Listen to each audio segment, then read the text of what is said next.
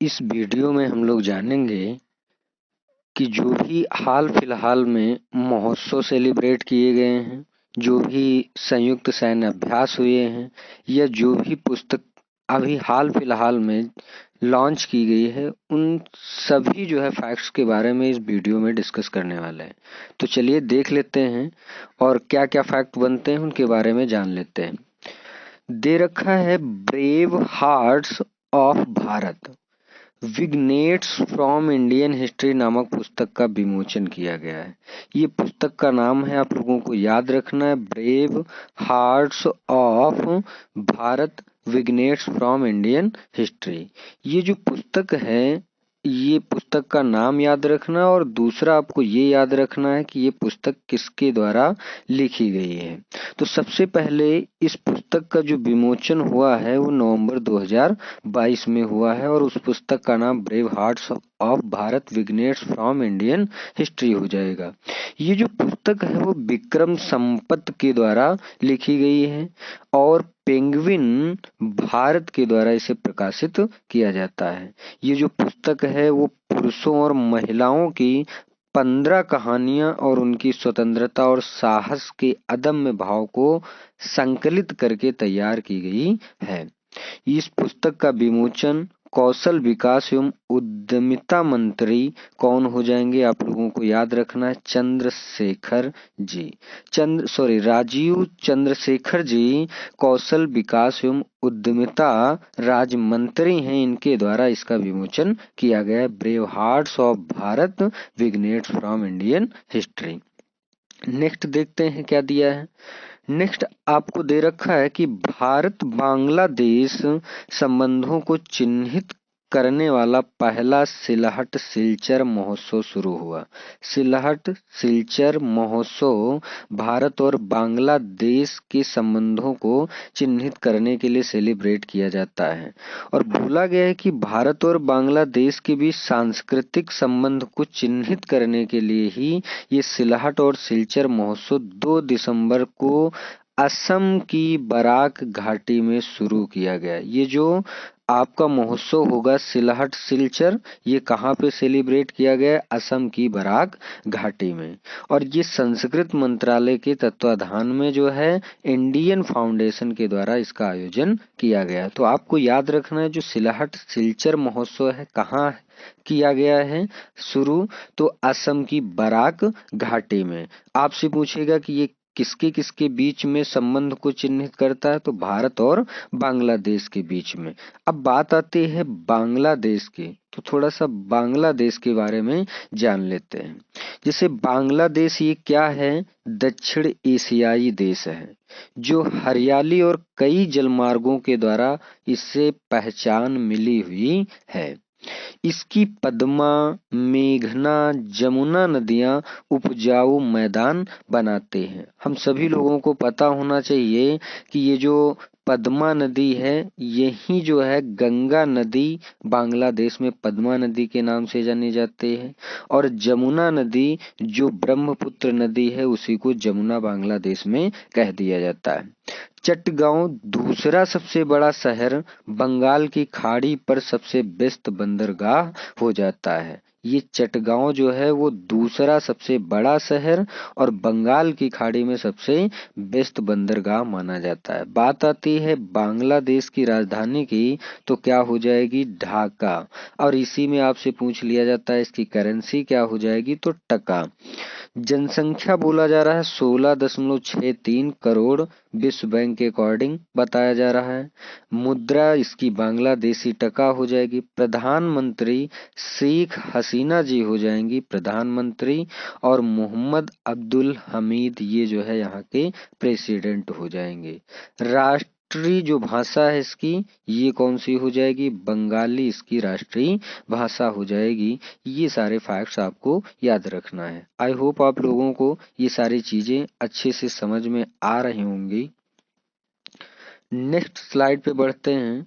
Next slide जो है महोत्सव से संबंधित है। जैसे नागालैंड के नागा हेरिटेज विलेज किसामा में शुरू हुआ हॉर्नबिल महोत्सव। ये जो हॉर्नबिल फेस्टिवल है, महोत्सव है, ये कहाँ सेलिब्रेट किया जाता है? नागालैंड में।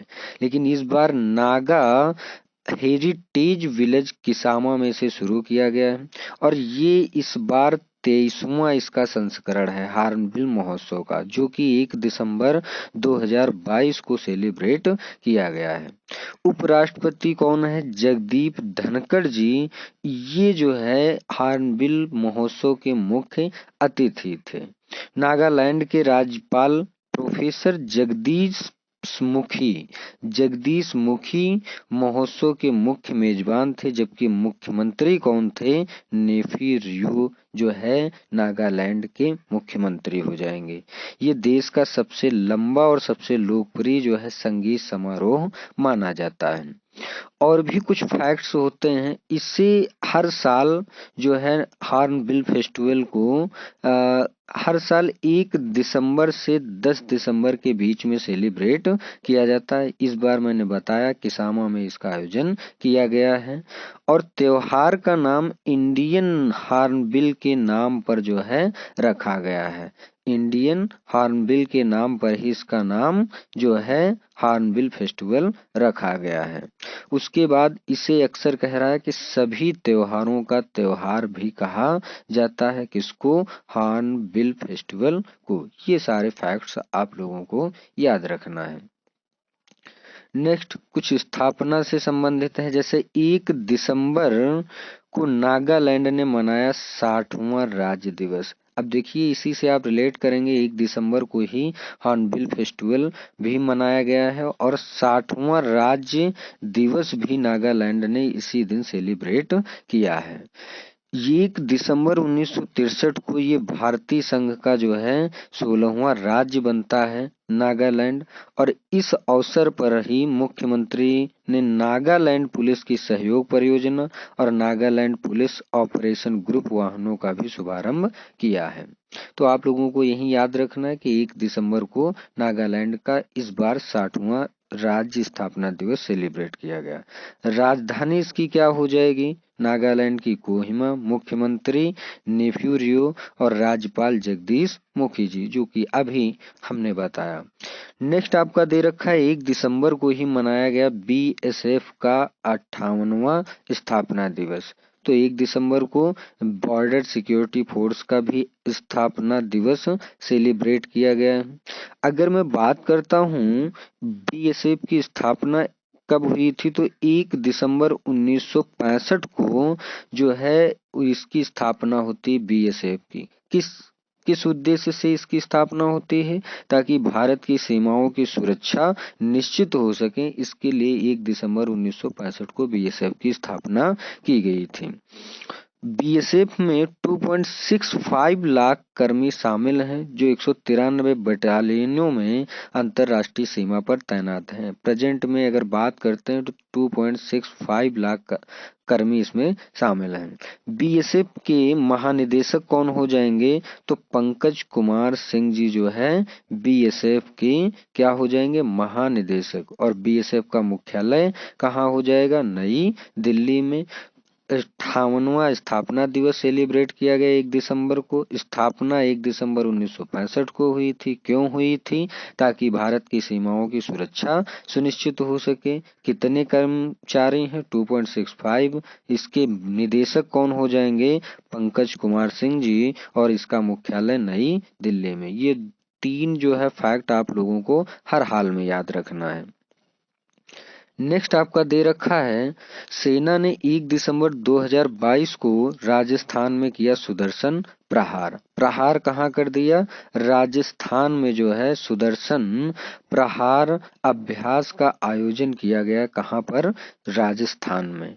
बोला जा रहा है कि ये राजस्थान के रेगिस्तान में जो है सुदर्शन प्रहार अभ्यास शुरू किया गया है।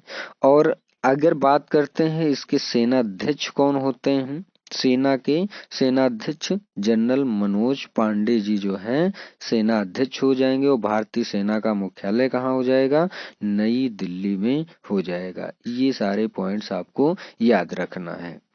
नेक्स्ट दे रखा है आगरा में संपन्न हुआ HADR अभ्यास समन्वय 2022 यानी HADR अभ्यास समन्वय 2022 अभ्यास ये शुरू हुआ है।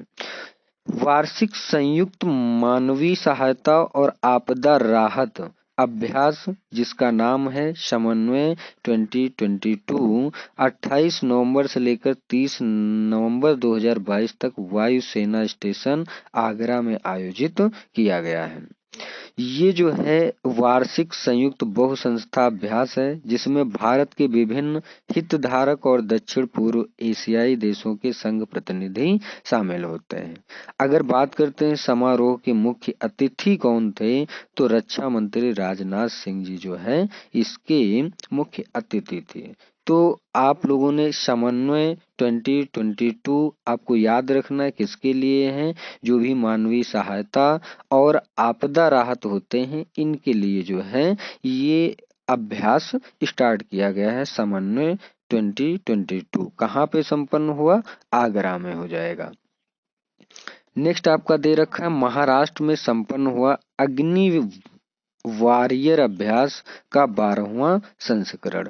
अग्नि वॉरियर का 12वां संस्करण कहाँ पर संपन्न होता है, महाराष्ट्र में संपन्न होता है।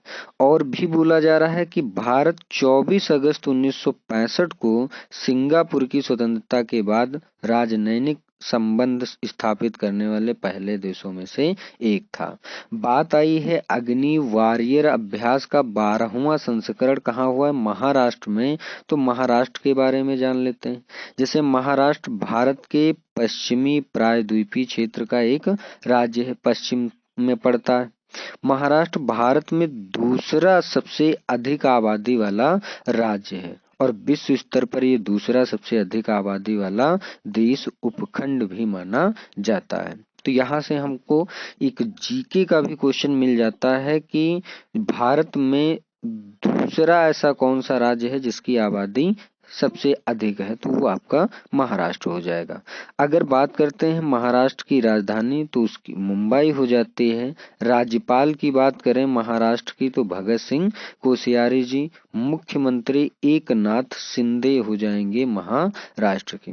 महाराष्ट्र की जो स्थापना हुई थी वो 1 मई 1960 को हुई थी। इसी दिन महाराष्ट्र दिवस सेलिब्रेट किया जाता है। अगर इसके लिंगानुपात की बात करें तो 929 लिंगानुपात है। विधानसभा सीटें 288 हैं, जबकि लोकसभा की सीटें 48 सीटें यहाँ पर निर्धारित की गई हैं। नेक्स्ट आपको दे रखा है संगाई महोत्सव। संगाई महोत्सव भी कहाँ पर सेलिब्रेट किया जाता है, मणिपुर में संगाई महोत्सव सेलिब्रेट किया जाता है। इसका उद्देश्य क्या है कि मणिपुर को विश्व स्तरीय पर्यटन स्थल के रूप में प्रदर्शित किया जाए। इसी उद्देश्य से मणिपुर में संगाई महोत्सव सेलिब्रेट किया जाता है।